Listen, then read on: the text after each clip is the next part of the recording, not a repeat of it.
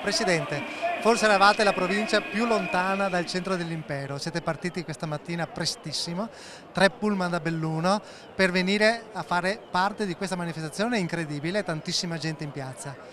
Vi aspettavate una così grande partecipazione anche dalla vostra provincia e che cosa portate a casa oggi a Belluno da questa iniziativa? Beh, intanto ci portiamo a casa una pelle d'oca incredibile perché sentire il presidente nazionale tirare fuori i coglioni in questo modo è stata una cosa veramente superba. Per il resto devo dire che io forse sono stato il primo a dire che serviva una cosa del genere, ancora a luglio dello scorso anno vorrei ricordarlo, e c'era la paura che gli artigiani non arrivassero qui. Evidentemente noi che sul territorio sentiamo il polso dei nostri associati sapevamo che sarebbe andata così.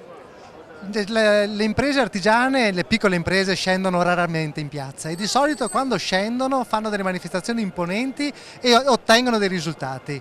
Se ci potesse portare a casa un risultato, che cosa vorrebbe da questa iniziativa?